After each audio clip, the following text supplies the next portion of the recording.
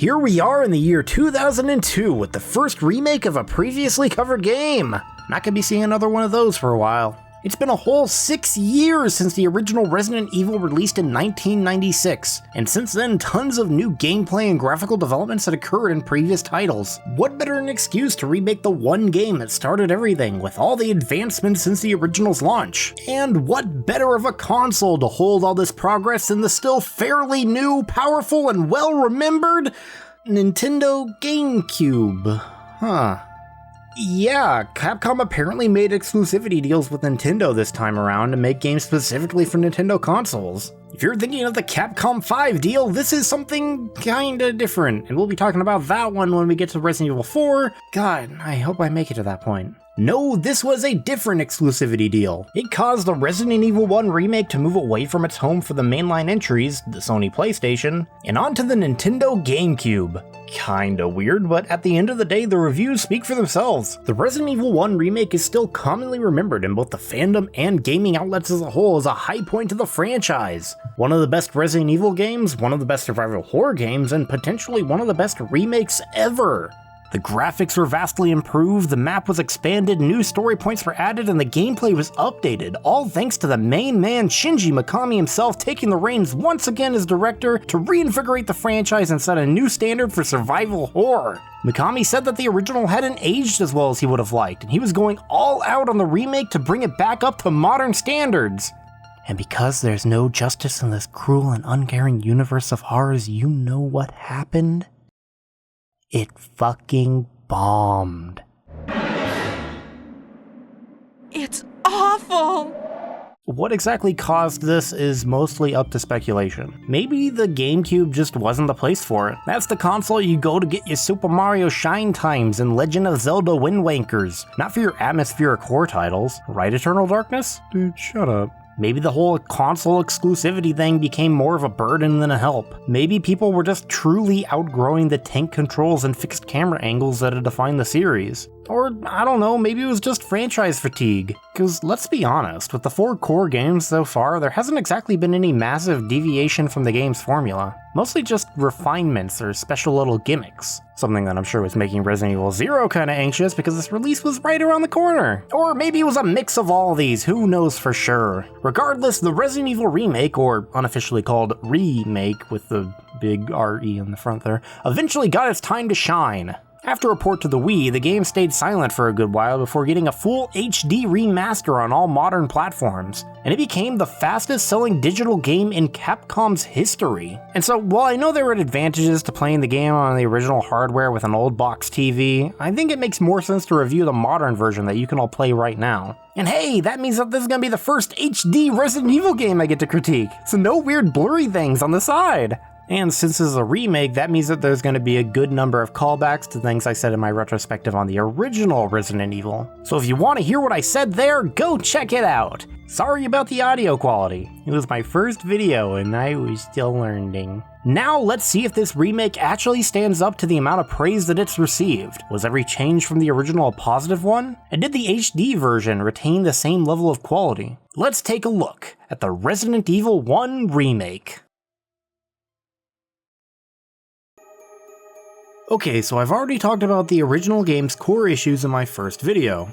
And because it's such a one-to-one remake, I think it's more important to talk about how this remake improves upon the base that was left here in 1996, rather than go through the game like a normal playthrough like I've been doing since Resident Evil 2. So the first thing we need to get caught up on is the plot. In case you're unfamiliar with it, here's an uncritical summary of both the original and the remake story. In the year 1998, the town of Raccoon City begins to experience weird cannibalistic murders around the outskirts of the nearby Arclay Mountains. The Special Tactics and Rescue Services, or STARS, send in their Bravo team via helicopter to investigate what's going on. But almost all of them suck and die in one way or another, so Alpha Team gets sent in, consisting of Jill Valentine, Chris Redfield, Barry Burton, Captain Albert Wesker, their pilot, Brad Vickers, and this guy. After finding Bravo's crashed helicopter and their pilot brutally killed, Alpha stumbles upon a group of zombified dogs who immediately tear that one guy to pieces. Play the clip.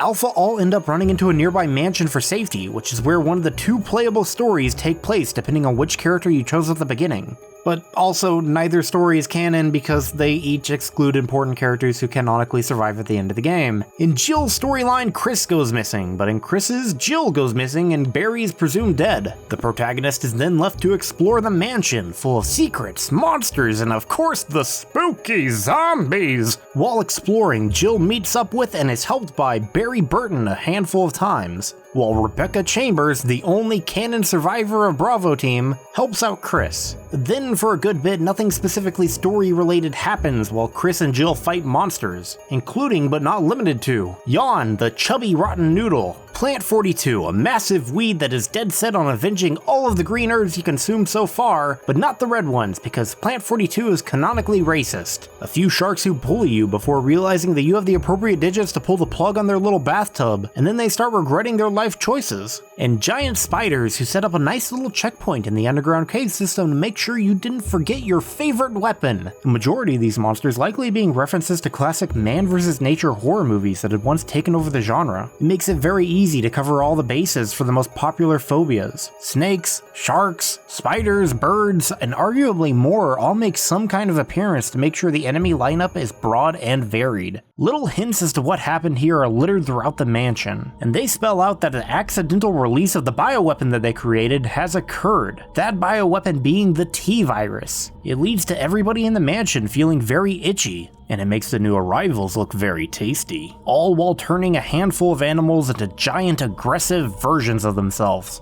Meanwhile, Barry Burton starts to act suspicious in Jill's playthrough. I think age is starting to take its toll. Talking to myself is becoming a bad habit. While Wesker barely makes himself visible in either campaign, and Rebecca just kinda pops in every so often to lend a hand or need rescuing. Meanwhile, Brad Vickers has tried to fly around above the mansion, looking for survivors, but nobody has a working radio to contact him. And for a good while in the first half of the game, not a whole lot happens to directly influence the story moving forward. Up until we go to the caves and Enrico from Bravo Team gets assassinated while revealing there is a traitor amongst the survivors. Enrico! Double crosser. This leads us into the lab segment where we learn that Albert Wesker once worked for Umbrella and is now using the STARS members as pawns to his own end. We meet him after the elevator, alongside the designated side characters, so long as we manage to keep them alive. Barry turns on Jill because Wesker has been threatening his family. Oh, don't blame Barry for everything. I hear that his better half and 2 lovely daughters will be in danger if he doesn't do everything I tell him to. But he changes sides once again to team up and take Wesker down. But in Chris's campaign, Wesker just shoots Rebecca. Rebecca! Don't move. She's fine. While showing off his new super cool toy, the Tyrant, Wesker inadvertently gets himself killed from not being able to control the monster, forcing the protagonist to take it down right then and there. With the creature defeated, Chris and Jill rescue each other from the jail cell and then run to the helipad to get Brad's attention. Just before he can land, the Tyrant bursts out of the ground and begins to attack all the survivors. You fight it off until Brad drops a rocket launcher from the chopper, and you use that to deliver the finishing blow.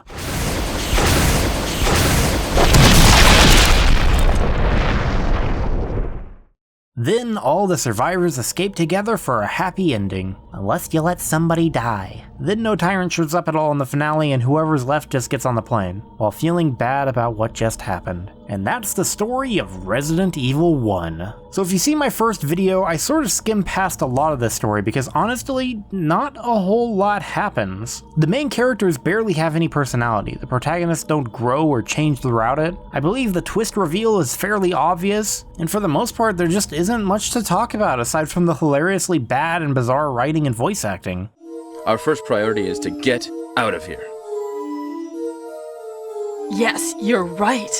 I'm not saying you wouldn't be able to discern any kind of personality trait from these main characters. I'm just saying that it's not very deep, complex, or, in my opinion, interesting. They fit a very standard role of good guy wanting to defeat bad guy. Character show compassion when friend get hurt. It's not very deep. Well, I can safely say that the remake does basically everything better here in an objective sense. You can tell right from the beginning that this is a different kind of Resident Evil. Gone is that cheesy character introduction and B-movie-esque tone. This is a straightforward horror game that wants to be taken seriously, almost no tongue-in-cheek camp. And so the biggest improvement that is probably apparent in the cutscenes would be the voice acting. The original game was hilarious at times because of it.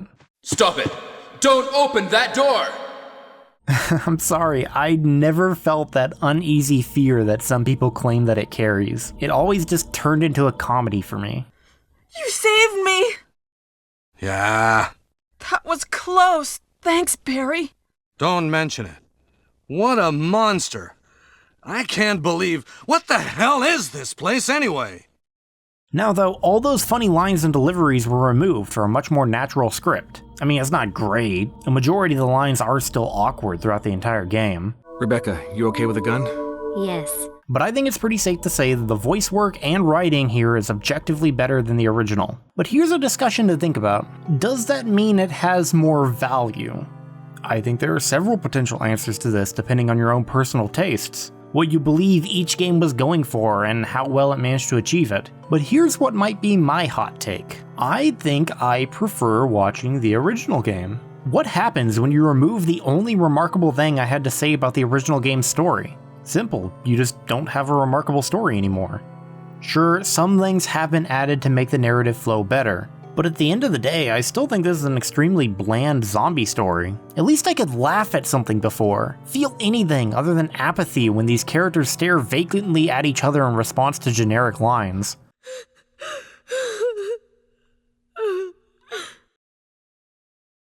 Be strong, Rebecca. And what do people end up remembering in the long run? What is put on t-shirts and referenced by fans in future games? It sure isn't, That was a close one. A second late, you would have fit nicely into a sandwich. or, It's a lockpick. You'd make better use of it. no, what everybody remembers, what everybody looks back on with fond memories is, That was too close. You were almost a Jill sandwich. You're right. And, Jill, here's a lockpick. It might be handy if you, the master of unlocking, take it with you. so I don't know. I personally had more fun with the original, but clearly the remake is more competent, which is showcased by several of the changes made to the existing plotline. One of the big criticism I had in the original was that Barry was way too obvious about not being the bad guy. He was way too friendly and helpful, and the game missed several opportunities to take advantage of potentially shady behavior. Wesker telling you to keep an eye on him only made Wesker seem more suspicious. Barry's just been a bro this whole time, what are you doing? Thankfully in the remake, Barry is made plenty shady. Still a pretty cool bro for the most part, but now he does several things that directly make you question his alliances. One thing I really like in this part is where Barry is seen reading a note, but is surprised when Jill walks in. The note has a part torn off of it so we can't read it, but it's fair to believe that's normal. A lot of shit has been torn up in this mansion. It probably was just like that when we came in. But if we go over to Chris's campaign where Barry is dead, we can pick it up and read the entire note, which shows us that Barry tore it off in order to hide a bit that could have implicated Wesker, since apparently everywhere that he goes, he's always known as the sunglasses guy. Now, this actually was included in the original game. The reason I bring it up here is because they've streamlined the process to actually see this incredibly important cutscene. In order to see it before, you would have to go out of your way to ignore the direction that the game was giving you. We should start from the first floor, okay? Now though, it's much more likely that any player is going to see this on their first playthrough. Or hey, you remember that one dumb part of the original game? The one where you have to jump down the hole and Barry says that he'll be back with a rope. I thought that was just a death pit and Barry was commanded to leave you there by Wesker, but nope. You have to wait like a minute there for Barry to fetch us a rope to get out. Just standing around, doing absolutely nothing while you wait. If you choose to leave the hole without help, I guess Barry gets his little feelings hurt by you not wanting to stand around doing fucking nothing, and he bails on the tyrant fight and then gets gravely wounded elsewhere. a terrible gameplay and narrative design, but none of that nonsense this time. Exactly what should have happened happens. You go down an elevator with Barry, you leave for a second, and when you come back, he is hightailing it the fuck out of there. The game even makes sure that you see it. You could have come back to see the elevator is missing and been like, what? I guess you left. But no, you specifically see his ass leave you behind to die in this pit. All this leads up to a point where you have to decide if you can even trust Barry and give him back his gun. Now I think that new players actually have some evidence in favor of distrusting him for once. He wasn't just being a weirdo and talking to himself, he actually did betray you. And as a nice little treat, if you let him die, you get to pick up the photo of his family, likely making any player who chose to kill him immediately feel some level of regret for having just let a man with a family die. The remake also does a little bit more with Wesker to make him fit into that villain role a bit better. I think there's way more that could have been done with him to make him seem like a reliable good guy in Jill's campaign, but the intro cutscene does feature him saving Chris's life, so that's something. And with his new performance, it feels like the character is a lot more confident and smug now. Much more in line with what he's turned into in Code Veronica. No more getting upset when Chris laughs at his giant custom Ken doll. Wesker, you're pitiful. And interestingly, after he dies, you can find a note on his person that very ham-fistedly crams in references to all the other main Resident Evil titles. It mentions William Birkin, the European Lab, Alexia Ashford, and establishes Wesker as a key player amongst them. Only thing it's missing is a reference to Survivor. But clearly, no one would want to recall that mess, at least until Resident Evil 0, but moving on! The biggest improvement in the story, I think, comes from what they add rather than what they change. The thing I think everybody will point to is the side story regarding George Trevor and his family. A completely new set of characters that meshes perfectly with the dark and serious tone the remake is aiming for. It begins with picking up the journal of George Trevor. Within that little space where the gold shield emblem lies, we learn about his work and involvement with Spencer, one of the founders of Umbrella. Turns out that this man is the reason why nothing in the Spencer mansion makes sense, as he was brought in specifically to design the mansion and all the obscure traps and secrets that lie within. It is great that we finally have some clear context for why the building was designed this way. It's intentionally difficult to navigate in order to hide the laboratory underneath, as well as kill or hinder any potential intruders, or as he would soon find out, prisoners. After his work was done, George and his family were taken and imprisoned by Umbrella. After being locked away for 3 days, he tried his hardest to escape the mansion, while his family was taken away to be used as experiments. But he ended up succumbing to his own creation. The final moments of his life are shared in his journal. After he'd been running for days and was dying from thirst and starvation, he managed to escape into a hole, only to discover a grave with his name on it. Spencer knew he would die here, and so he ends up dying, with his last thoughts being how regretful he was that he got his family involved here. That's a fascinating way to finally explain why the mansion is so convoluted, because that was always the go-to game logic joke for this franchise. It was to Resident Evil as Mario eating mushrooms means that he is high was to Super Mario Brothers, and it explains it all very nicely in a don't think about it kind of way. I mean, it doesn't seem like the puzzles work backwards, and they all sequentially lead straight to the lab, not an escape. The only reason we don't run out the front door in this game is because there's a bunch of zombie dogs out there. I don't think that was a problem back then. And that's not even asking if the people who worked and lived here had to solve abstract puzzles or carry around medallions to get from one place to another. It is kind of funny though that Georgie struggled so hard and ended up dying to some of the most simplest puzzles ever. He ended his journal right at his grave, when all he had to do was press a button to open it up. There's a lot of questions to ask here if it's supposed to be taken seriously. But since the mansion's complexity is barely acknowledged in the story, I'll overlook it. But that's not where this story ends, nor is it what people really remember.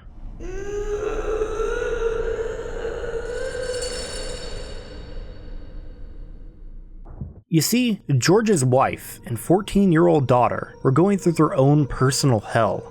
Both were seen as disposable test subjects and were treated to a vast number of experiments. Both were injected with an early form of the T-virus, known as the progenitor virus. Jessica, the wife, tried her best to comfort her daughter, Lisa, and even scheduled an escape attempt. But before that could happen, Jessica was executed for not having a progressive enough reaction to progenitor. As the days went on, Lisa did end up having a positive reaction to the virus. She developed superhuman strength and a remarkable healing factor, but at the cost of her body mutating and her mind slowly deteriorating, eventually losing her ability to even form coherent sentences and driven by only one desire: to reunite with her parents again. Umbrella tried to impersonate Jessica at one point, but Lisa saw right through it, resulting in her violently cutting off the imposter's face with an intention of bringing it back to her real mother. At some point, she seemed to have found her mother's coffin, but couldn't find out how to open it, so she attached the face she took onto her own. And she didn't stop there either, as somehow she managed to find her father's body and took its face, as well as several other faces that were all added to the collection. The other faces were likely taken off of even more female Umbrella employees, all of which she believed to be impersonating her mother. Lisa's journal and George's journal conflict though, as George was alive several days after she claimed to have found him. So either she stopped understanding how to record dates properly, or she took the face of some random guy in the complex in a grotesque attempt to bring her family together again.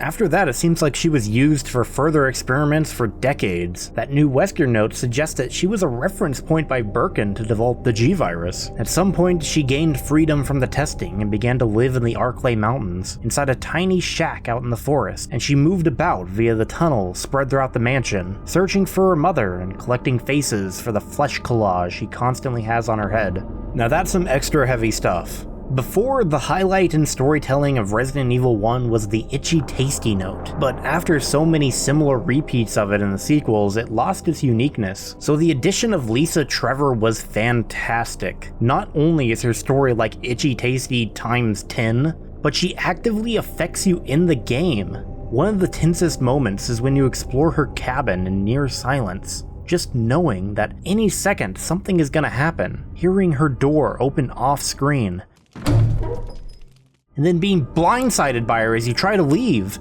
All this occurring before you even really knew who she was, so you're likely freaking out as you race past this horrible gremlin who's trying to block you in.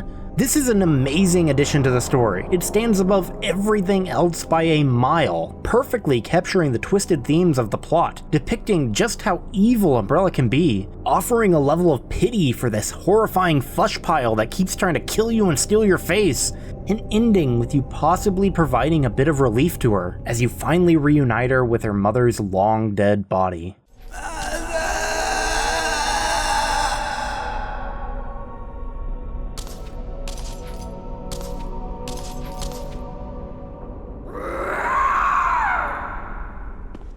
The story for the game has clearly been improved from the original. Things like the Trevor family are great additions that, while introducing some new questions, are at least better than not even attempting to. It's just a shame that the story was never that deep to begin with, and way more could have been done to improve the plot and characters from what we originally had. There were even a few noticeable problems that carried over almost word for word because the remake wanted to be so faithful to the original. Like, remember when you go for the good ending in Chris's campaign? After defeating the Tyrant for the first time, Rebecca offers this brilliant idea to blow up the whole place before a secure escape route has even been confirmed. Imagine if they turned on the self-destruct sequence, but the elevator to the helipad was just broken, or there were no flares to get Brad's attention, or if any of the doors were rusted or electronically shut. And that's not even getting into the fact that they're enthusiastically blowing up all of the evidence in the mansion. There is so much shit here to implicate Umbrella, and they're just like, nah, get rid of it, who cares? We'll show them who's boss.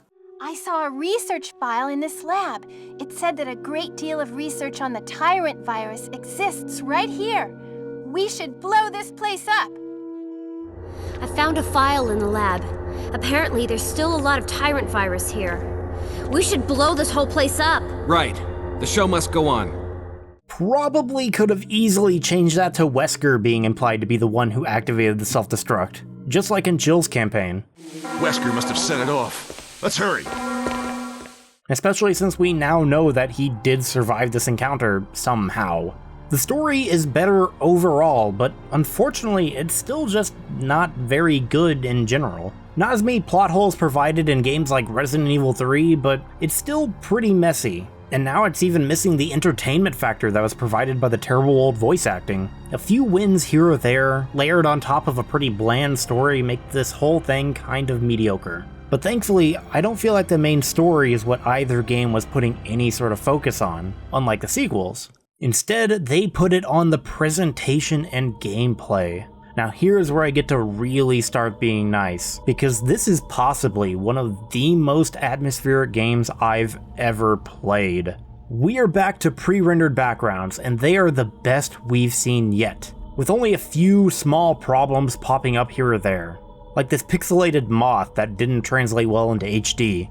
You see, the Resident Evil Remake originally came out on the GameCube, so it was intended to be viewed through a CRT TV. That would cause a blur effect to cover everything and smooth images over in a natural way, or at least a way that we were all used to. And unfortunately, that means that the original feel will forever be left on those televisions. The HD release did its best to refine all of the backgrounds with fancy new modern technology, but it does seem that a few details slipped through the cracks.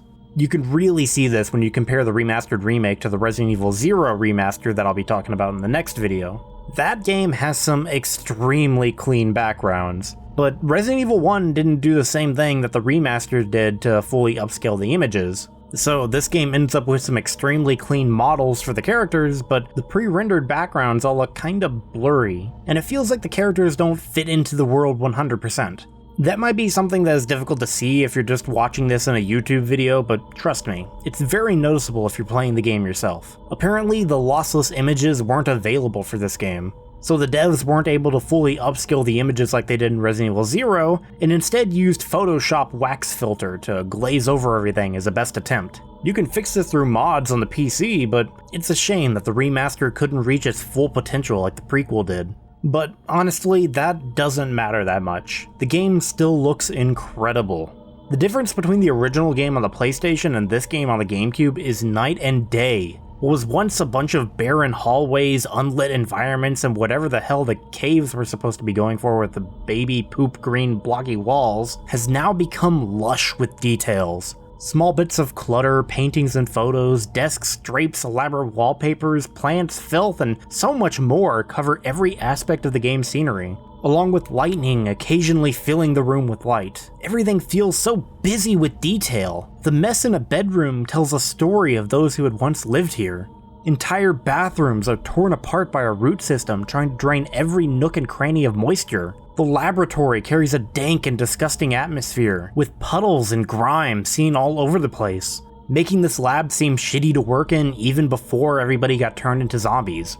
And you can even see your character's reflection on surfaces, which I think makes the whole place feel even wetter. I know there are plenty of fans of the original version who would describe the areas as eerily empty, but paired up with that game's goofier aspects, I just couldn't take that description seriously. It just felt so basic to me, like something was always missing. Barren to the point of being uninteresting. But the remake remedied that problem. Now it feels like every room has a personality. Every single part of this place is just so memorable. After just one playthrough, I'm willing to bet that anybody would be able to piece together a map just because they were able to remember every single room so vividly. Not enough praise can be given to the way this game looks. And of course, with the pre-rendered backgrounds come fixed camera angles. And I might sound pretentious saying this, but I just don't understand people who play this game and still come away from it complaining about fixed camera angles being dated, because this game uses them better than anything we've seen before. Every angle feels dynamic and intentional already, but this game loves to go above and beyond with the camera's positioning. There's so many moments to show off, like what I presented earlier, with the shot that only exists to show you a moth, pixelation aside. But how about shots that utilize Dutch angles to give a sense of confusion and unease? Shots that come from under furniture, like you're taking the position of something prowling, waiting to jump out. Camera angles that don't directly show you a zombie in your vision, but instead reflect off of a mirror so you can get a glimpse of a monster just around the corner. Or close-ups on the character to give you a better view of the foggy lights covering their face, and the bits of dust floating around. Yeah, I know the original had shots like this, but that was back when the characters' faces looked like duh. This game just looks so amazing. And what's incredible about it is that it's a game that came out 2 decades ago, and it still contains one of the best atmospheres I've seen in a video game. The music was updated as well, specifically the non-greatest hits director's cut version. I think that one goes without saying because we really didn't need to hear the farting clowns in high definition.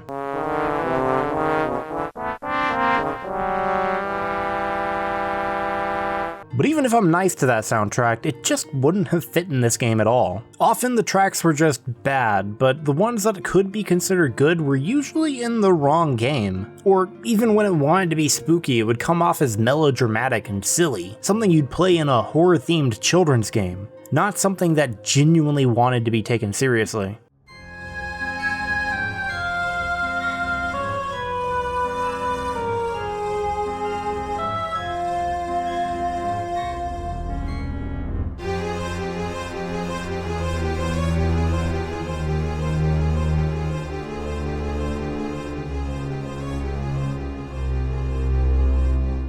The remake did a fantastic job at reinterpreting these songs. The safe room music is usually an easy choice to look at, but as what might be one's introduction to the franchise, I think it might be the most important here.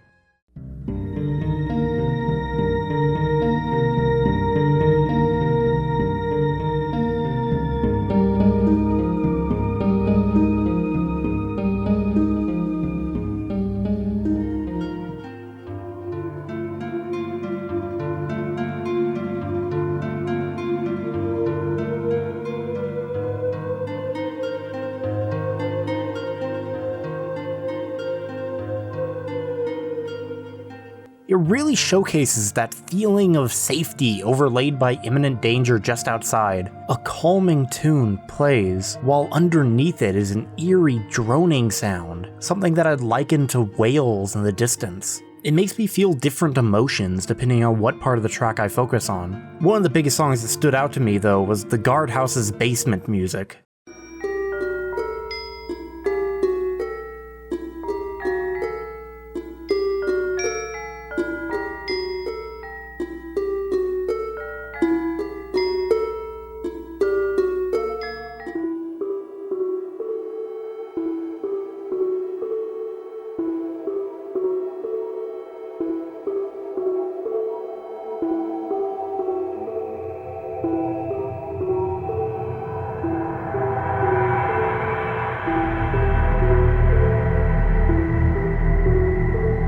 The remake slowed it way down and added an echo effect that makes it feel like it's reflecting off of all the empty hallways in the place. The music in the original was pretty good on its own, but as a remake it really pulled out the potential that was already there, or it just removed some of the more annoying aspects. Remember the dogs howling every 3 seconds in the original game? No more of that here. The dog still howls, but it's much more spread out, making a majority of the track consist of the ambient sounds of nature.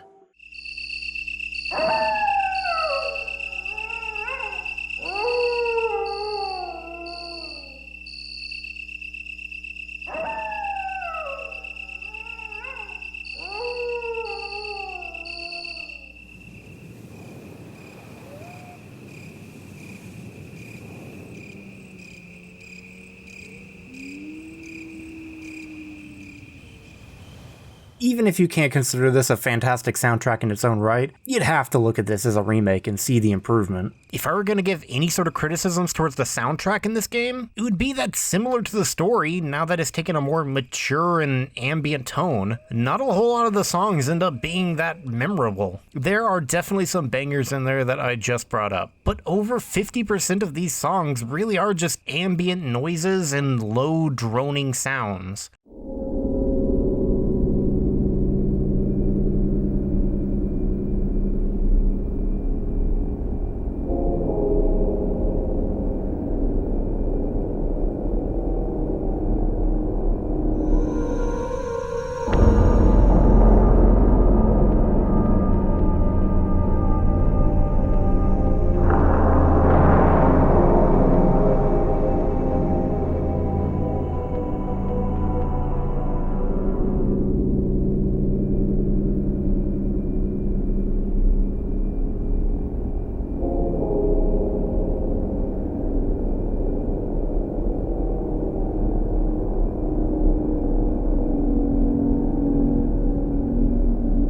While they sound great for what the game is going for, I have a hard time remembering any of these tracks in the same way that I can for Resident Evil 2, 3, or even Code Veronica's. I'm here editing and trying to find background music to put behind my voice, and a lot of it just sounds the same. It all gives the exact same vibe. I get it, Resident Evil, you want to be taken seriously. You've grown up to be a very big boy and I respect you, but part of me misses the bombastic and campy tones of the previous games. And now we get to the core of any video game discussion. I was already a big fan of the original game's gameplay. Despite being essentially the game that defined survival horror for the next generation, it managed to hit a lot of nails on the head right out of the gate. The level design was probably my favorite in the franchise. A mansion being the core area to explore was brilliant as it allowed the map's layout to be compact and dense, Something that was almost achieved in Resident Evil 2, wasn't even really attempted in Resident Evil 3, and was way too spread out in Code Veronica. The puzzles were mostly satisfying to solve with a mix of logic, informational, and your 4th grade homework. The items were scarce, inventory was limited to 6 and 8 slots, and the enemies were relentless, for better or worse. The game's biggest problems were mainly from it being a first attempt, and there not being enough quality of life changes that made the future games much more manageable. Definitely not perfect, and it led to some frustrating moments, but I still had a good time. All it needed was a bit of refinement, and that's exactly what remakes are made to do. The Resident Evil remake brought the game into the modern era with almost all of the quality of life changes that were slowly introduced into the franchise. We've got auto-aim, we've got quick turns, we've got free stare movement, we've got shaking enemies by going nuts on your controller, we've got enemies having a grace period after you get attacked so you don't get comboed to death. It probably much more than I missed, but I'm sure the comment section will be kind enough to remind us with minimal amount of insults to my intelligence. It didn't carry everything over though. We lost the ability to eat herbs right off the ground, and once again the dodge mechanic has been completely abandoned, though I really don't think it would have worked in a game like this. And newly introduced to the HD remaster, you all asked for it, so they gave you exactly what you wanted. Let's put your hands together for a control scheme that completely ruins the core gameplay. Oh boy, before we move on to every aspect of the gameplay, let's talk about that now. So the Resident Evil remake did kinda poopy in terms of sales, right? And according to everyone, from games journalists to the average consumer, a big point of contention was still one of Resident Evil's most defining factors: tank controls. I said it in the first video I made, and yes, I'm still going to die on this hill. Tank controls are not archaic, and they are not inherently bad. I believe anyone can learn how to utilize them if you just give yourself a chance to learn. Yeah, it's going to be an adjustment coming from modern games, but that doesn't make it bad, especially when the whole game is built around it. See, that's the key factor here, how the game utilizes the controls that they give you. Now, the original Resident Evil 1 is a hard game, don't get me wrong, but if it was the type of game where it was throwing incredibly quick and fast enemies at you that you were expected to react to in lightning speed, then you would have an argument as to why the controls don't work. You'd be put up against things that are attacking way too fast for you to react to with this control scheme. Imagine if we put the enemies out of something like Dead Space and put them into this. It would be mismatched. But that doesn't apply here. An overwhelming majority of the enemies that you fight in classic Resident Evil games are just as slow and stiff as you are. This is why something like zombies were the perfect choice as the main enemy for these games. They're slow, they can't turn around real good, and neither can you.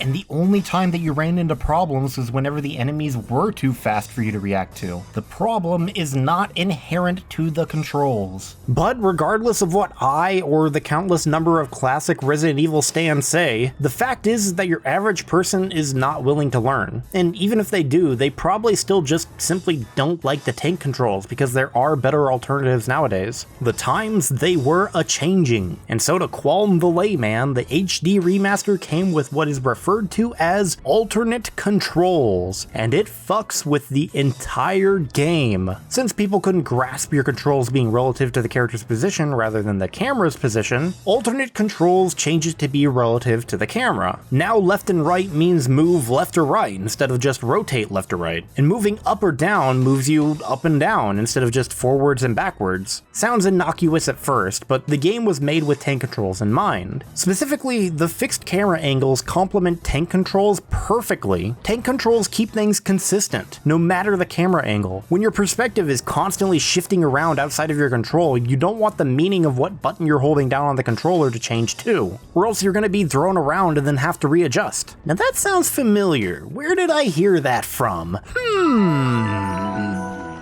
Now, if the movement of your character was based on camera position, then when the camera changes, you're going to be moving in a direction that you weren't anticipating. But if you have tank controls, where the character's movement is based on the character's position itself, then there's not going to be any difference in the movement of the character when the camera changes position.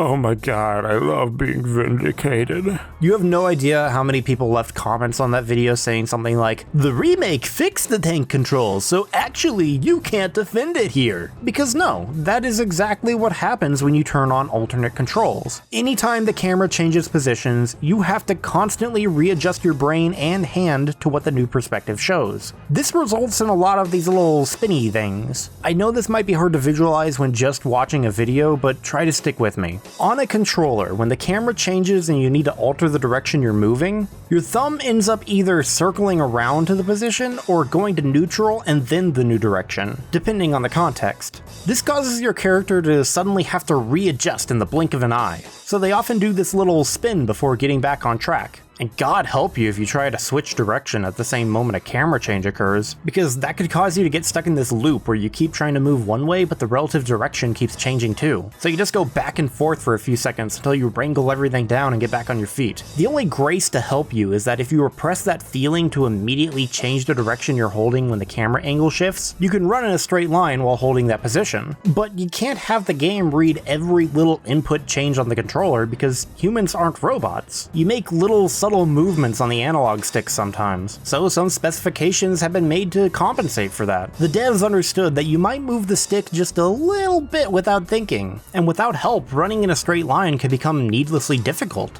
So now, every time you move, your character's direction gets locked in place, so long as you don't rotate the joystick about 20 degrees in any direction. If you want to play a game that doesn't take that into consideration, go play Devil May Cry. That's a game that still has fixed camera angles for some ungodly reason, and it's the worst part about that game. Dante will spin at the drop of a hat, and it can completely ruin the flow of your combo. It ends up affecting the Resident Evil remake though in a completely different way. Whenever you try to remodel the controls in a way that the original game didn't intend, it causes a lot of side effects that the game isn't prepared for without completely redoing everything. Like, sometimes you need those subtle movements on the controller, but because the game is holding you back from making them, you end up awkwardly running into a wall until you manage to jerk back your control. You just need to turn a few degrees to the left or right so you're not losing your speed. But then you have to pull out of it, and then you pull too far, and then you're running into a wall in the opposite direction. So then you have to readjust to the relative position of the camera again, and just condense all of this down to a few seconds of annoyance that occurs over and over and over throughout the entire game. After all that, you're probably saying, just shut up and go back to classic controls then, Grandpa. But that's the weird thing. Despite all the annoying problems it causes, alternate controls also make you crazy overpowered. The game never expected you to be able to make turns this quickly. The quick turn was supposed to be your max speed at turning around. Everything here was built around how fast your character could move, including your turning speed. Those poor zombies were never prepared for you to create a cyclone right in front of them. The tactic of baiting an attack and then moving around them is incredibly easy to do in this game. You can bait the attack and then bail faster than the enemy can respond, and it's pretty easy to do. This control scheme has the capability of breaking the entire game, absolutely spitting on the intricately designed difficulty that was originally here. But it's such a weird case, because if you're playing for maximum efficiency, you'll be using the alternate controls for the speed it offers you, but you'll also be constantly annoyed as you fight the game to do the simplest things. It feels awful to use a majority of the time, and it ignores the intended difficulty. So honestly, I simply think it shouldn't have been included, but if it helps somebody get into the franchise, then I guess it served its purpose. If you do play this game yourself though, I would recommend the original controls. What I find weird though is why didn't they go for another contender if they were trying to please newcomers this much? Honestly, do we still need door transitions? Back then they were being used as both a way to build up tension and hide loading screens between rooms. But now that we're in the far-off future of 2015, do we really need it? From my experience and watching other people play these games, the door transitions usually do a great job of building up tension as you go through a new room because you never know what's going to be there. The problem occurs whenever you have to go through these rooms multiple times. Whenever you get lost or confused or you don't know where a certain item is. Then you're going through room after room after room with no clear direction. And whenever you want to speed up and get to the next part of the game already, you're having to sit through all these goddamn transitions. And you know who's most likely to get into that scenario? New players! Yeah, the door transitions are iconic to Resident Evil. I'm not saying get rid of them. But at the very least, why can't we skip them? Why can't we just press the start button and skip to the next part already? Or even better, have an option that you can turn on or off depending on whether or not you want the door transitions. I just think it's weird that so much work was put into the new control scheme, but not into quality of life features like this. Okay, with the alternate controls constantly lingering over our head, we can now get into the actual gameplay and how it's been changed. Once you start a new game in the remake, you will be asked to select one of 3 choices. These are the difficulty options, and they're weirdly worded as a questionnaire for some kind of nature walk you'd prefer. I'm pretty sure this is supposed to reference how the STARS team is heading into the Arklay Mountains. But in my experience, I've seen this confuse new players more than impress them from the creativity.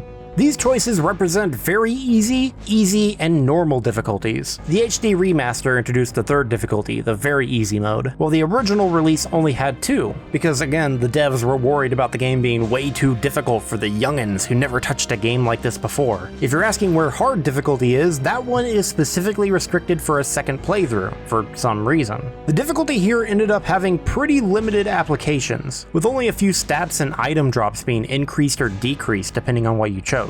I'll be saving most of that for the endgame talk though, since hard isn't unlocked until then. But for now, I'll just say that normal is probably the intended difficulty, and what I found to be the most reasonable experience. You'll also be choosing either Chris Redfield or Jill Valentine to play as. Aside from the story changes, the main big difference between the two would be that Jill gets 8 inventory slots, while Chris just gets 6. Jill gets a lockpick, while Chris gets a lighter, meaning he has to utilize small keys throughout the mansion. And Chris never gets the grenade launcher, just a shitty flamethrower that feels awful to use. And just like I said in my first video, I'm still really confused why they made Chris front and center here. A majority of players will just pick the first option they see, and Chris is clearly the harder path with the less intriguing story. If you play through Chris first and already know that Wesker is the big bad man, then seeing Barry get a lot of heat in Jill's story removes any impact the twist might have had. And new players really shouldn't be stuck with 6 inventory slots. They're the most likely to make mistakes, and having such a harsh limitation would only deter them from playing more. Jill offers a much more comfortable experience and should be where new players begin,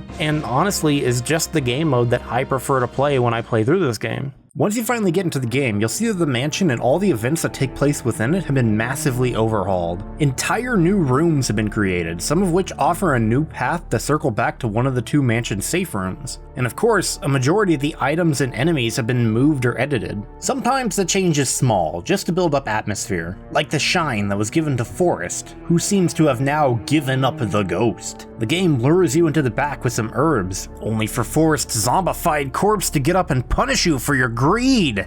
Even that one hallway, you know the one, gets a refresh that purposely plays with the expectations of those who played the original game. Before, this hallway would catch new players off guard when you're just looking around, minding your own business, and then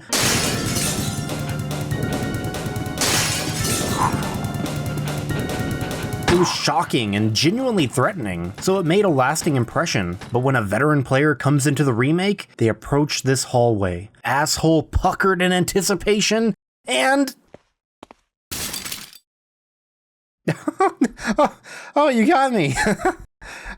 For a second there, I thought that you were, oh fuck! But more often, the game utilizes a new layout to either make your life easier or to make you suffer with even more limited resources for you to manage. I think it was a brilliant choice to make this one door, one that leads directly to one of the safe rooms, a limited use passage where the doorknob breaks after so many uses. It becomes one way only, and if you become too reliant on running to the storage chest, then you can also have fun running down that alternate hallway. You know, the one that just a few minutes ago had a bad case of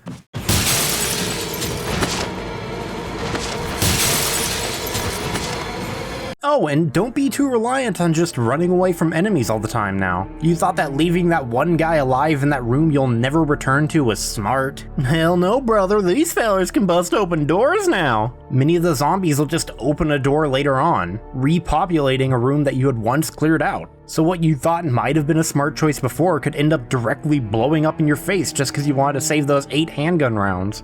That shark tank in the residences has had a massive glow up. What was once just an awkward square that lasted literally 1 minute has turned into an entire flooded laboratory. Realistically, you won't stay in this room for very long, but I love how the music really starts to kick in once you get a glimpse of the single massive shark just swimming around deep below, like he's just browsing the buffet for now.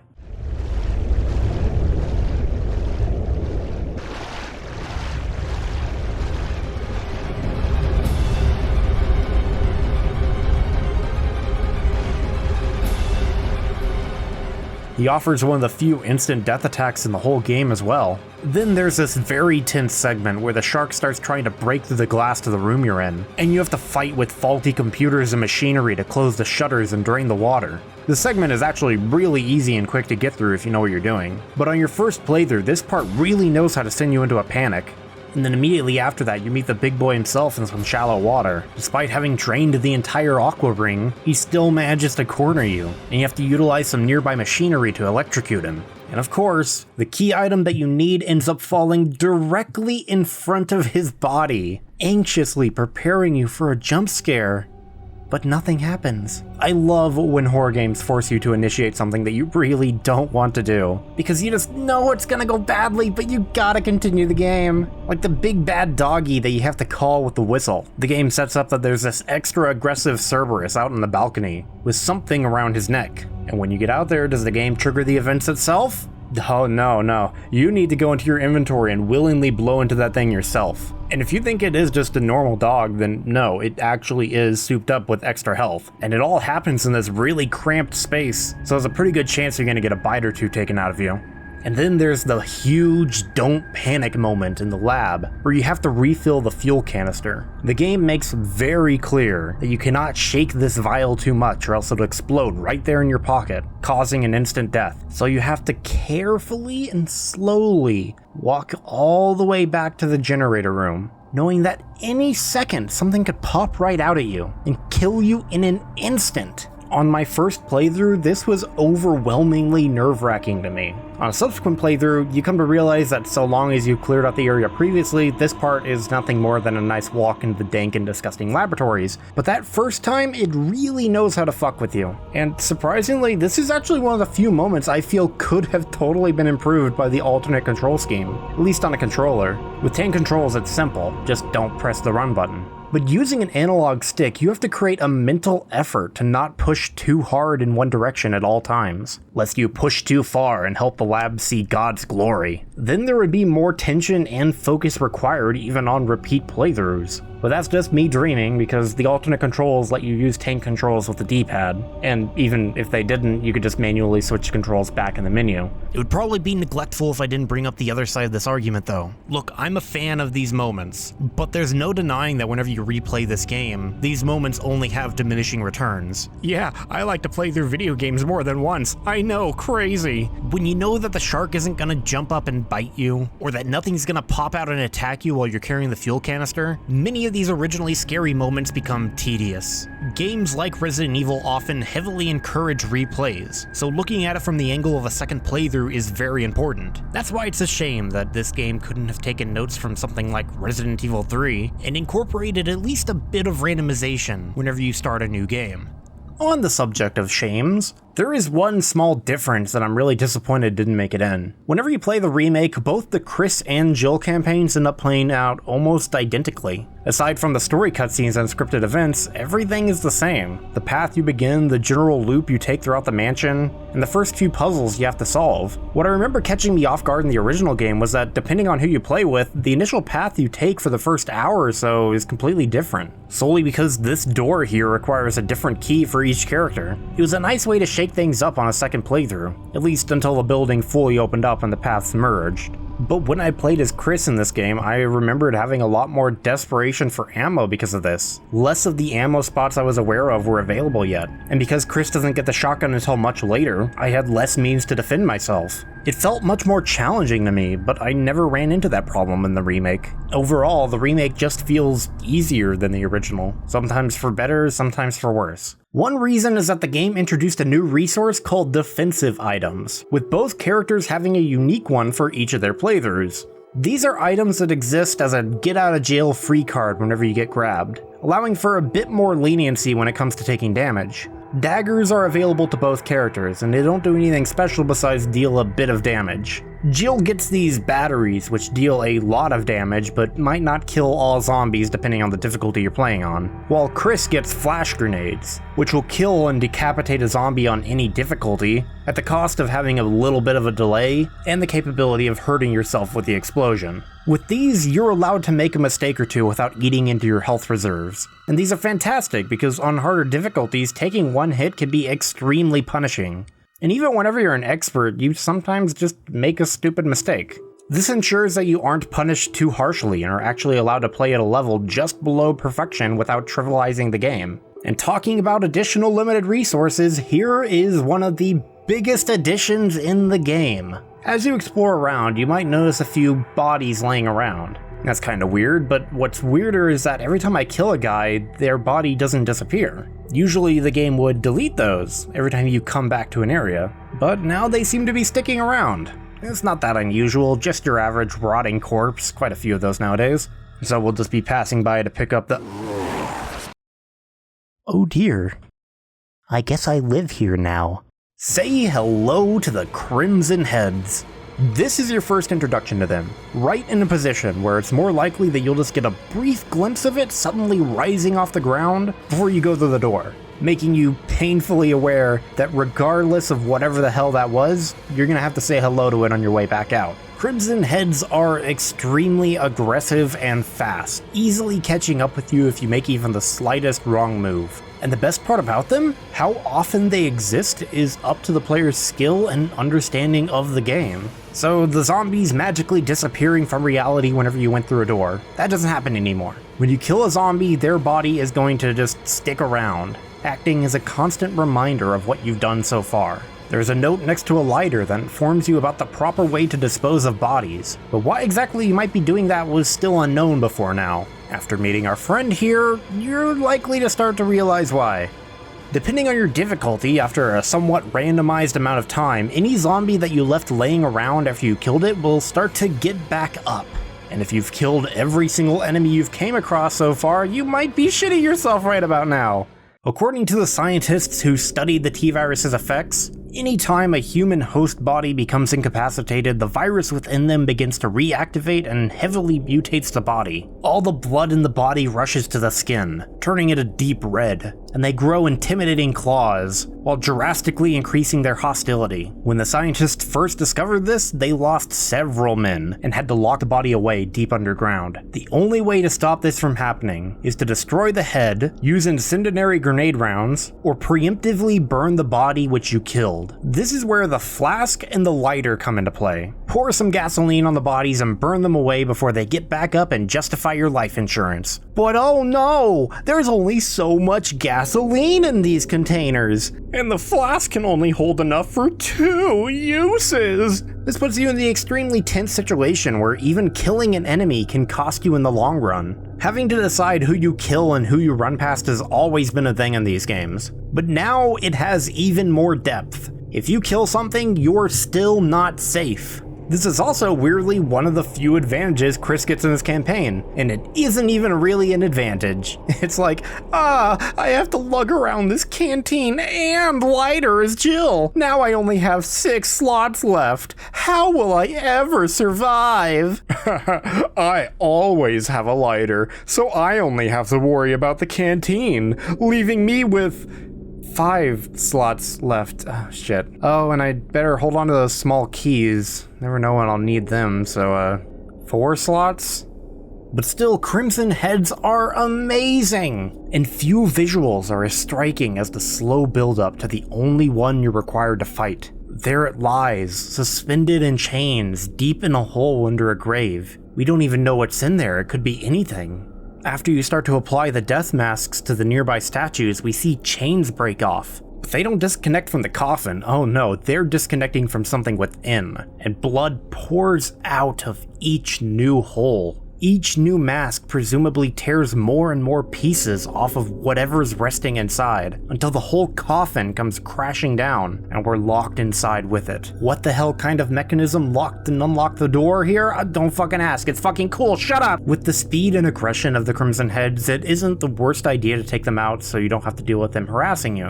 But just this once, you are required to kill one. They do have a grab move, just like when there are zombies, and if you have a defensive item, you can easily deflect the attack while dealing a bit of damage. But what makes them so much more dangerous is that they seem to prefer a slash attack that doesn't go through the grapple animation. At this point, they're like a combo of hunters and zombies, an unholy fusion offering you the worst of both worlds, but not being that punishing for a mid-game monster. Using any kind of powerful weapon is likely enough to sunlock one in place, but that doesn't change the fact that they are a huge threat. With that, I'll move into talking about how all the other enemies have been changed. All the monsters in the original game had this really nasty habit of stunlocking you to death. It was entirely possible for a group of zombies to get multiple grabs in, though that was unlikely due to the low number per room. Dogs could give you the wombo combo faster than you could even raise your weapon to retaliate. And oh god, the hunters were the worst of it all. Luckily, most of these problems were fixed in later entries and are the case now as well, meaning that death by massive bullying is much less common. Most of the core moves used by newer monsters aren't that changed much. Chimeras, crows, and snakes all behave almost identically to their counterparts. But I guess I should make note there are a few new tricks involved with them. Like how the snakes used to never bother anybody. They'd just fall down behind you while you ran right past them. That happens here too, but there's also a few snakes poised and ready to strike right down this path. You can see them if you look for them, but most new players will likely get caught off guard and can result in an unfortunate case of poison if you don't watch out. I think the biggest common enemy change has to be with the hunters. In the original game, they were ridiculous. Taking about 4 shotgun shells to kill, having long invincibility frames when getting up or jumping. They were often placed in rooms with multiple hunters in it. The ability to immediately jump after getting knocked down. They have an insta-kill move, and they could attack and move so swiftly that if they got into the right rhythm, your run would end right there.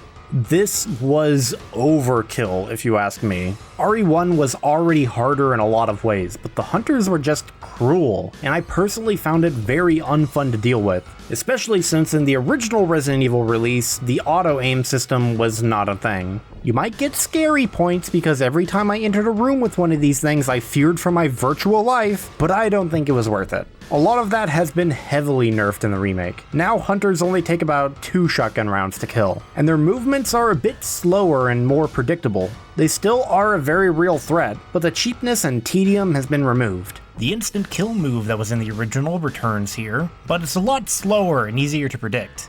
At the time of writing, the Resident Evil wiki says that this only occurs whenever the player is in orange caution or below, but I literally have footage of me in fine and getting insta-killed, so I don't know, I feel like somebody's missing some information here. Leave a comment below if you know how the Hunter's insta-kill move actually works. Oh, and the most important thing got removed from the video game. The Hunters no longer open the door like a polite little boy. Main takeaway here is that the Hunters are easier now, and that goes for most of the bosses as well. Yawn in the original game would absolutely love to wrap around you while attacking fairly frequently. You'd get your feet all tied up in him and you wouldn't even be able to run away. So I found it much easier to just unload my most powerful weapons as fast as possible before taking too much damage. Yeah, I haven't played the original enough times to know how to master every single fight like a speedrunner, but your average player won't have either. Now, Yawn is a lot more chunky. He isn't as mobile and his attacks are much slower. He even kinda has a pattern to his movement, where he'll slink behind these bookcases every so often, allowing you to spank his butt with the shotgun a few times. You might still get in a situation where he blocks you out, and you might get hit a few times, but for the most part, he's much easier to avoid and fight against now, a lot fairer. And the fight with Plant 42 is much easier, but more complex at the same time. Before, it would drip acid down onto your head every few seconds, causing you to have to go into this repetitive pattern of firing one shot before moving a bit, then firing again, then repeat while avoiding tentacles, until it dies. Here, the plant will have much more telegraphed attacks that cover entire areas rather than just right where you're standing. If you're too slow, you can get covered in acid even if you're trying to run away because that entire upper floor is getting coated now. And the game gives you much more time to focus on evasion, as the plant will occasionally open and close its inner bulb. Obviously attacking it is the best way to deal damage, so waiting for the opportunity while dodging tentacles and showers is a good way to go about it. The Black Tiger boss fight has also been following the trend of making the original's moves a lot slower. The main thing that I'm glad was removed was that stupid attack where it would jump to the side and spin on you whenever you attack it. That was way too fast to react to. And for the most part, there wasn't anything I could do because I usually had to kill the thing. Now it seems much more interested in flashing its fangs before knocking the shit out of you.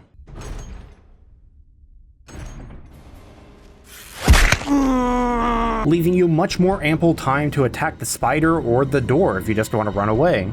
And then we get the first and, I guess, only new boss fight that was added to the Resident Evil Remake. If you even call it a boss, it depends on how you define that kind of thing. Because in every encounter with Lisa Trevor, you never have to fire a single shot.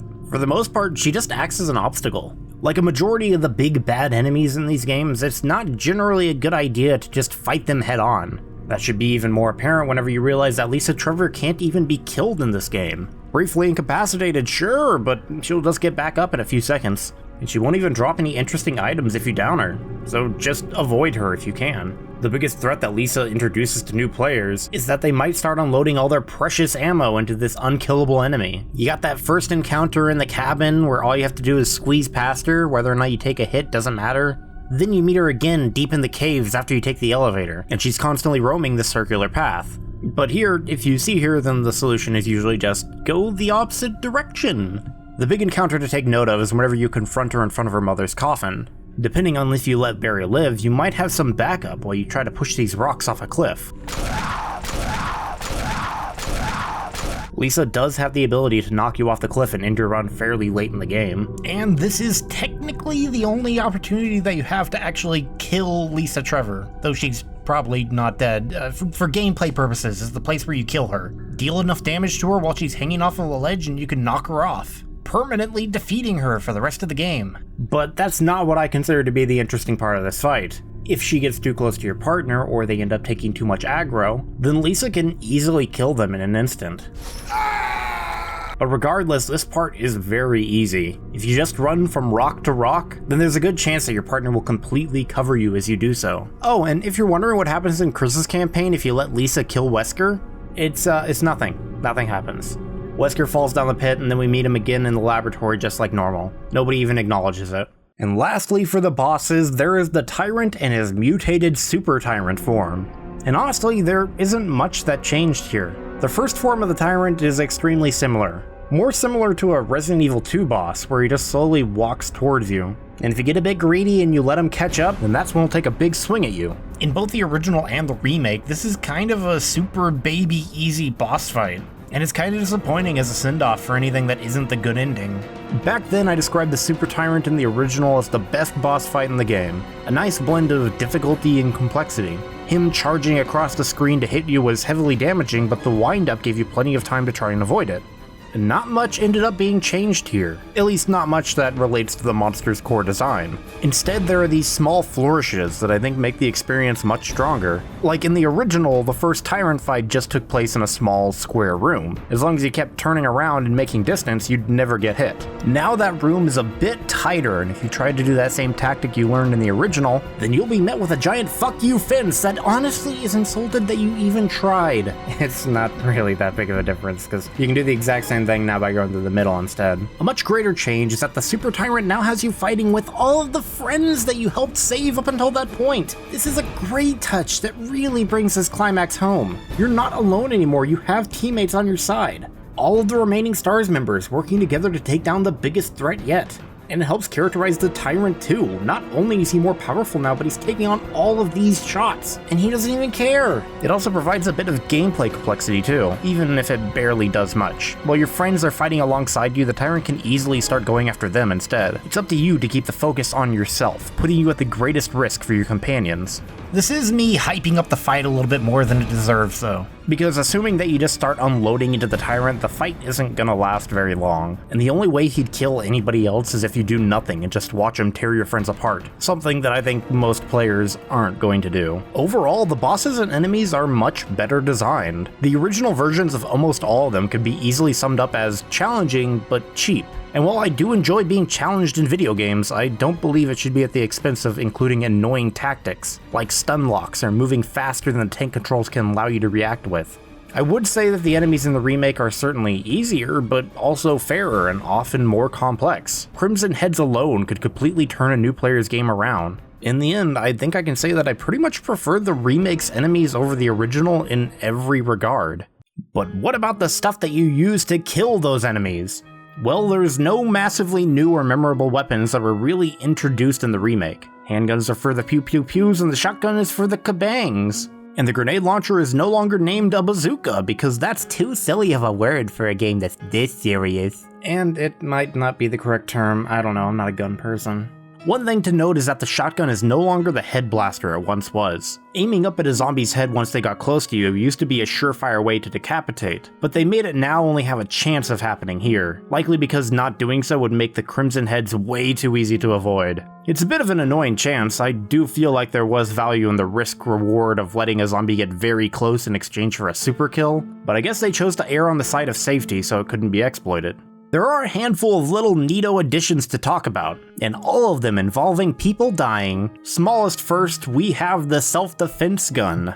This is a super powerful magnum shot. Pretty much every regular enemy will die in one shot to it, and it does massive damage to bosses, including Yawn and the Black Tiger. The catch is that it's one shot only, and it won't decapitate to stop a Crimson Head from happening. What's weird about it though is that I could have sworn this included a little story for it. Nearby you'd find a suicide note from a researcher who had to kill his friend before he turned. He then kept the body in the bathroom and then killed himself. When you pick up the gun, you can see that it has 2 barrels, but only one shot. So I had thought that this had been used to kill one of the 2 men, except the zombie in the bathroom gets back up, and as a person who knows what the T-Virus would do, I find it odd he wouldn't have shot him in the head. And he didn't use it on himself, choosing instead to go with hanging, even though a gunshot probably would have been faster and less painful. Seems like there was a chance for some incredible storytelling here that they missed. Now onto a similar gun, we have Barry's 44 Magnum. At the cost of the best bro's life, you can get yourself one of the most powerful guns in the game, picking it up off the ground where he got knocked off by Lisa Trevor.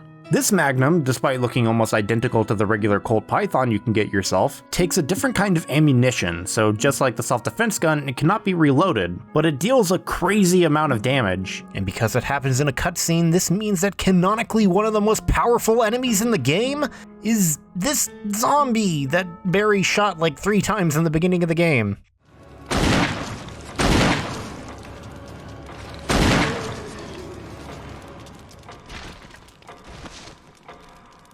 What? And lastly is the assault shotgun, and this one is really appreciated. Remember Richard Eichen? This guy? Jill, this house is dangerous.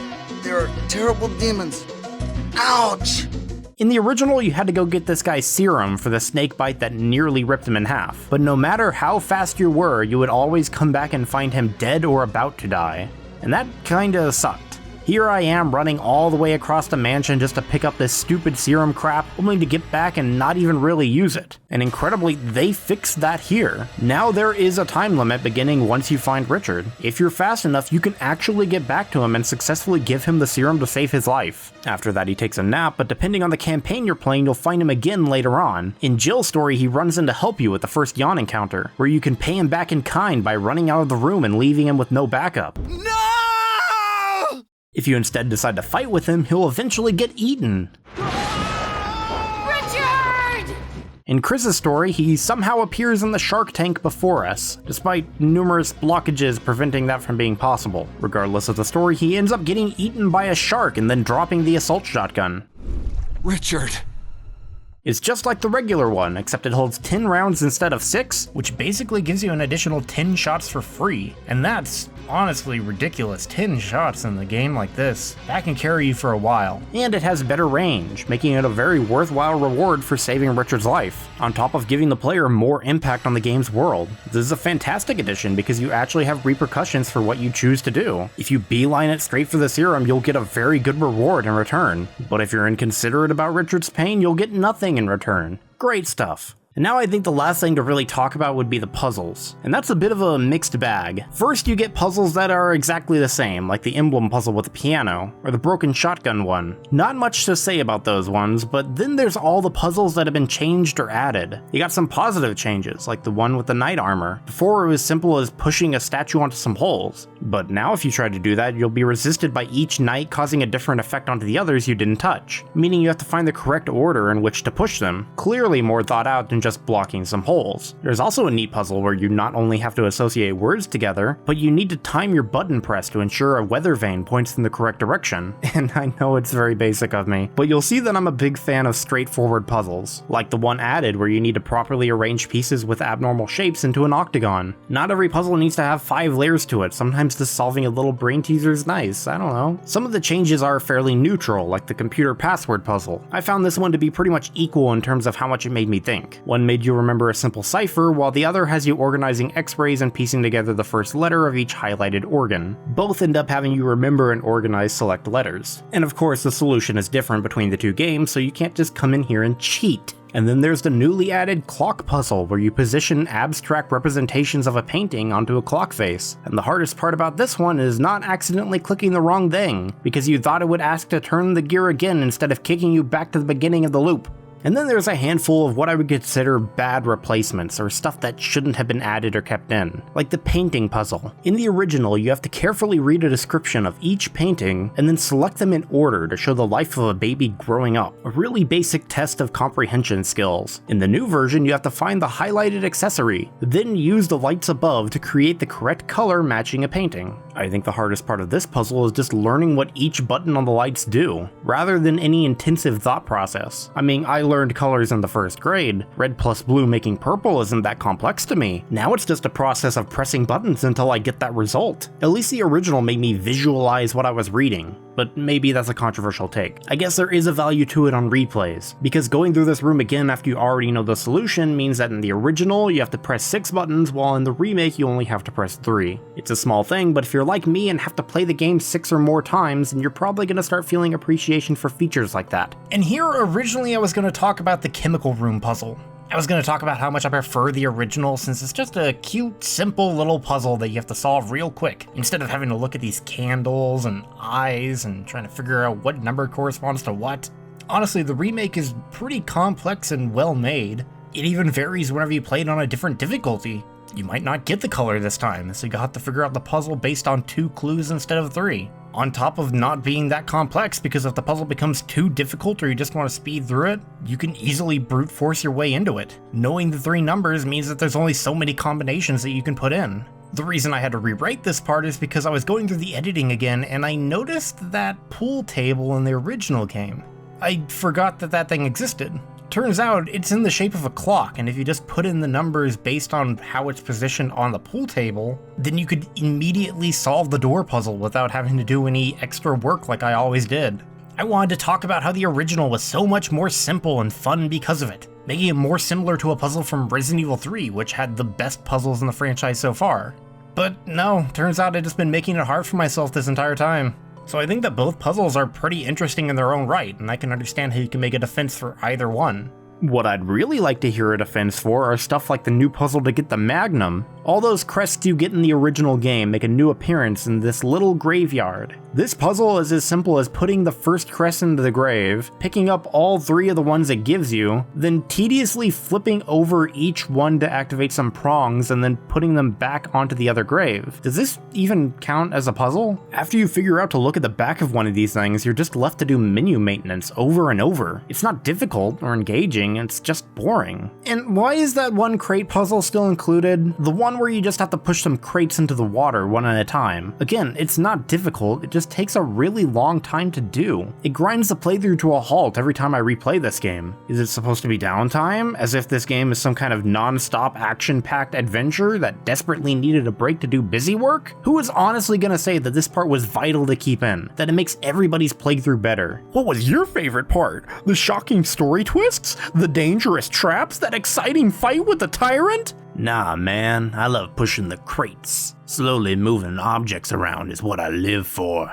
And now that covers pretty much everything. Now we can move on to the in-game content. The original release of the first game didn't really have any content besides going for the infinite rocket launcher. It wasn't until the director's cut where they included an arrange/advanced mode, a harder difficulty with remixed items, enemies, and even camera angles with new pre-rendered backgrounds, where replaying it can almost feel like playing the game for the first time again, except way more challenging.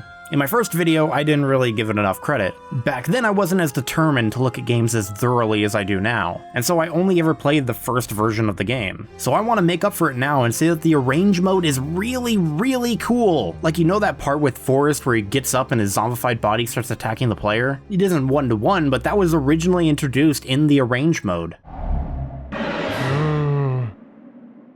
The amount of differences that this can have from your first playthrough is wild, on top of challenging old players who just wanted to experience something newer and harder. And I would have expected something like that in the remake. Unfortunately, that's not what we got. Instead, the first big challenge to complete after beating the game is Real Survival Mode. It's a game mode that proclaims to use features from the prototype version of the 1996 release, which immediately raises red flags for me. I already think that the non-director's cut version of the original game has a lot of quality of life features missing, so offering to go back to an even further point doesn't exactly excite me. It's like asking if I want my gameplay experience to feel even worse. The first feature that Real Survival has on offer is that the item boxes are no longer connected to each other across the nebulous pocket dimension, so each box only holds what you put in that box specifically. Next, weapon aiming is manual. And lastly, it isn't mentioned, but you also have to be on the newly unlocked hard difficulty, which makes you take more damage, enemies take less damage, and the amount of items are severely reduced. So yeah, I did it, and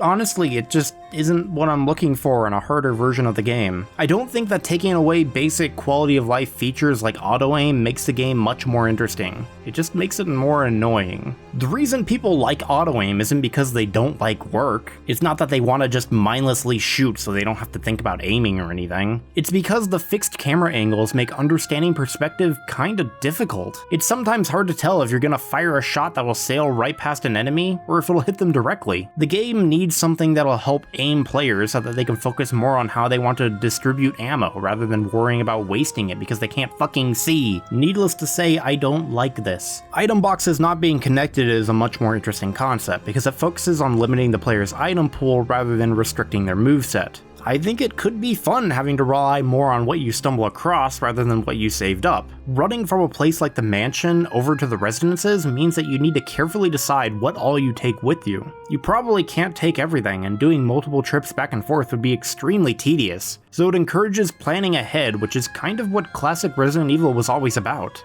You never know what ammo or resources you're going to run into on this difficulty. But because you are limited to what you find in that area, you learn to treasure everything. It does have the potential to be annoying though. Sometimes you know that you have health or a specific weapon, but it isn't so far away that you have to forget about it. Instead, you just have to run across the mansion real quick and waste a bit of time. This applies double to Chris because he already has an inventory space handicap, and this just compounds it. And I never found excessive inventory management to be the really interesting part of these games. It's a small aspect to it for sure, but if it goes on for too long, this can really drag a game down. Get back in your fucking corner, Resident Evil 0, we're gonna be talking about you later! And all the changes in the hard difficulty are pretty much welcome. If the amount of ammo and health is decreased, then it means that I can't make as many mistakes. And I'm fine with that, especially since I'm playing on a harder difficulty mode. After playing through it, I'd say that it actually wasn't that hard. It required me to play a bit more cautiously, and I appreciate that, but I ended up feeling more annoyed than engaged.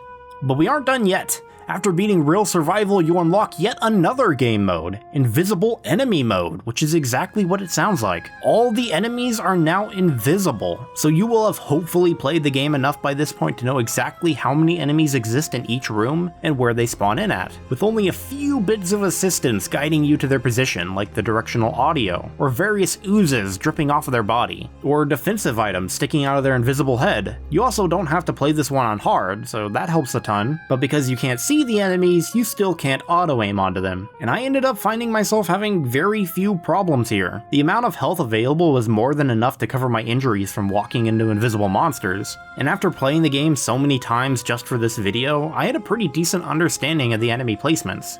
The one thing that really managed to mess with me was that when I killed a zombie and then come back to burn the body, I wouldn't be able to find it. I'd just be clicking around randomly, hoping that Chris's instincts kick in and he burns the smelly air pocket on the ground. Despite having to deal with a few more crimson heads than I'm accustomed to, I'd still call this mode surprisingly easy. And if you beat this game mode on normal or higher in under 5 hours, which seems extremely generous to me, you get a really cute congratulatory message from Shinji Mikami himself. This is really cute. The game as a whole really feels like a labor of love from Shinji Mikami. And after that, you get some concept art for the alternate costumes, both the ones in the game and some unused ones. I'm kind of really mad that these karate pajamas didn't make it in. And those are all the big modes for you to play through, but that's not all of the unlocks. After beating Invisible Enemy Mode, the HD version understands that you've basically mastered the game at this point and unlocks everything else for you, except for the Infinite Rocket Launcher, which still has to be unlocked by beating the game in under 3 hours. So the last gameplay unlock is known as One Dangerous Zombie Mode. Okay, who let the zombies play with high explosives?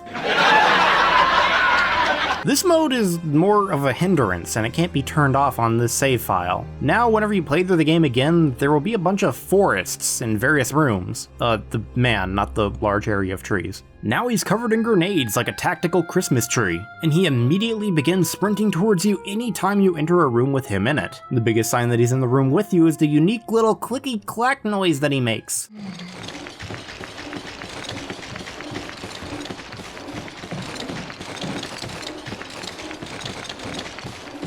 He even makes a noise when he's not running at you, when he's just lunging, and honestly, it kinda makes it feel cheap. It doesn't look very good.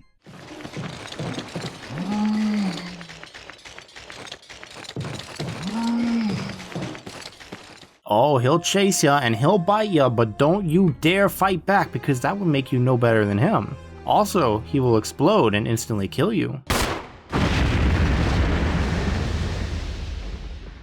I kinda just find this annoying, as it would get in the way of me trying to get any of the other achievements, so I end up just making new saves through the remaining stuff.